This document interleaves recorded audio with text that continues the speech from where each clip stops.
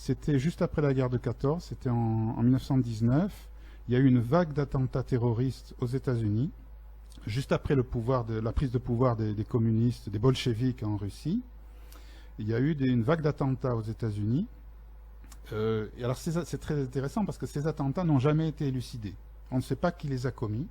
Ça fait un peu penser au 11 septembre. Hein. Vous savez, c'est des attentats, on ne sait pas trop qui les a commis. On a arrêté, c'est l'affaire Sacco et Vanzetti, vous connaissez cette affaire. C'est célèbre cette affaire. Bon, on a arrêté, on sait qu'ils étaient innocents, ces pauvres gars-là. Ils ont été arrêtés, ils ont été condamnés, mais en fait, on n'a jamais élucidé ces attentats. Mais ces attentats ont permis de faire déporter tous les opposants gauchistes des États-Unis. Donc les Américains ont créé une espèce de propagande anti-gauchiste qu'on appelait le péril. C'est depuis cette époque qu'on a parlé de péril rouge. C'est ce fameux procureur qui a inventé l'expression péril rouge. Donc on a pourchassé les rouges, les communistes, tout ce qui était gauchiste a été poursuivi et même déporté. Il y a eu des déportations.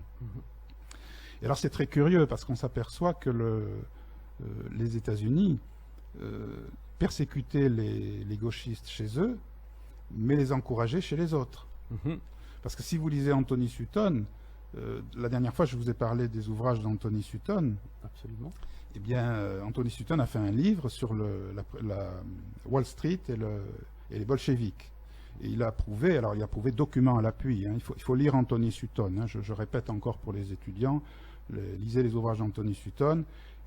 Il explique très bien que donc les États-Unis ont financé la prise de pouvoir des bolcheviks. Il faut savoir que Trotsky était hébergé à New York avec toute sa famille avant de débarquer en Russie.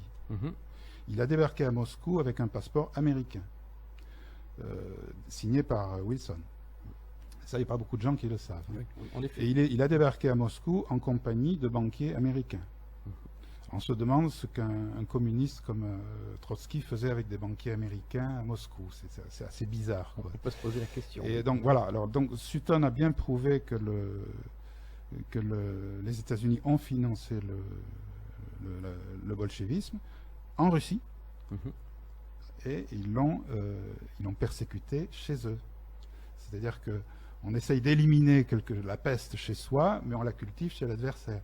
C'est assez intéressant. C'est un peu effectivement curieux et intéressant.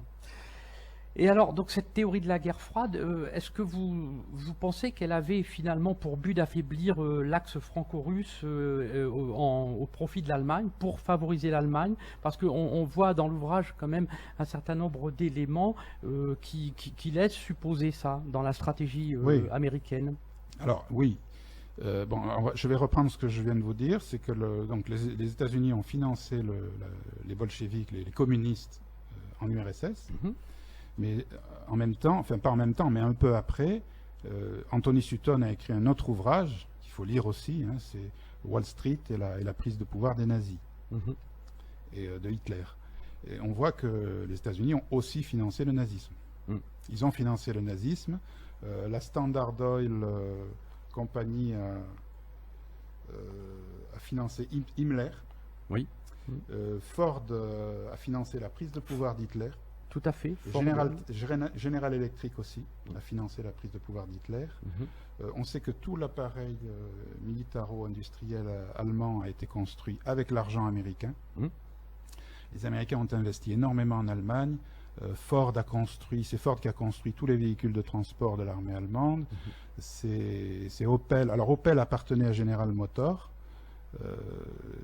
C'est Opel qui a construit les avions, qui a construit les bombardiers. Et ils ont même sous-traité les chars d'assaut allemands. Enfin, ITT aussi a construit les radios, les systèmes de radio pour l'armée allemande. Enfin, les Allemands se sont réarmés grâce aux Américains. Oui.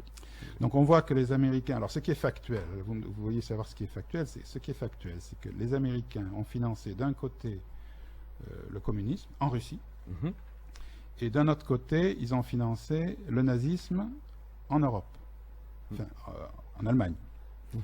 Donc ils ont financé deux forces antagonistes. Donc on peut se demander, je ne l'ai pas affirmé dans mon livre, mais quand même, on peut se demander si le fait d'avoir financé deux forces antagonistes n'a pas été fait exprès pour éviter tout rapprochement entre la Russie et l'Allemagne, et l'Europe, Et l'Europe et la en France et général. l'Allemagne en général. Mm. On peut se le demander. Moi, je ne l'ai pas affirmé parce qu'on n'a pas de preuves. On ne peut pas savoir ce que pensaient les gens. Là, on n'est plus dans le factuel.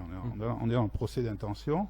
Mais on est quand même en droit de se le demander, d'autant plus qu'actuellement, c'est la stratégie américaine qui est appliquée actuellement et qui est reconnue, qui est revendiquée.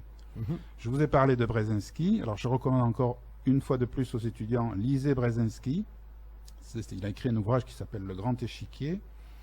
Brzezinski, c'est le conseiller militaire d'Obama et de Carter, Jimmy Carter.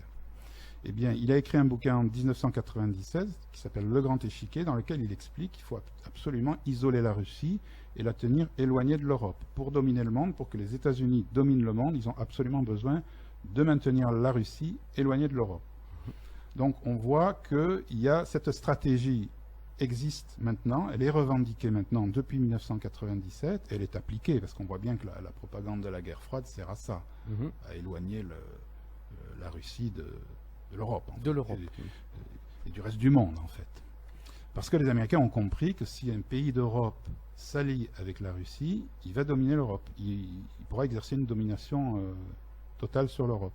Donc ils ne veulent pas ça. Bien sûr. Pour éviter ça, ils ont besoin, eux, d'une alliance avec l'Europe. Brzezinski explique tout ça dans son ouvrage. Et bon, alors vous allez me dire, Brzezinski, c'est loin après, c'est 97, là on parle de 1919. Mais Brzezinski n'a pas inventé cette théorie. Cette théorie existe déjà depuis 1904. Cette théorie existe depuis 1904, elle a été écrite par les Anglais, par un stratège anglais qui s'appelait Mackinder. Il a écrit un ouvrage en 1904 dans lequel il explique que la Russie doit être absolument écartée, éloignée de la première puissance d'Europe qui était l'Allemagne à l'époque. À l'époque, c'était l'Allemagne. Après la guerre, c'est devenu la France. Donc, cette stratégie existait déjà, elle était déjà élaborée, écrite, connue chez les Anglais. Mais il se trouve que si on regarde un petit peu, si on fouille, on s'aperçoit que le conseiller de Wilson, du président Wilson, qui était le président américain en 1919, eh bien le conseiller de Wilson, qui s'appelait le colonel House, faisait partie d'un think tank anglais. Je vais même dire qu'il le dirigeait. Il dirigeait un think tank anglais qui était très anti-russe, qui s'appelait le Round Table. Alors, il ne faut pas confondre ce Round Table-là avec le Round Table de l'acte unique européen dont j'ai parlé la dernière fois. C'est pas le même. Absolument. Bon, c'est un vieux think tank qui remonte au siècle dernier.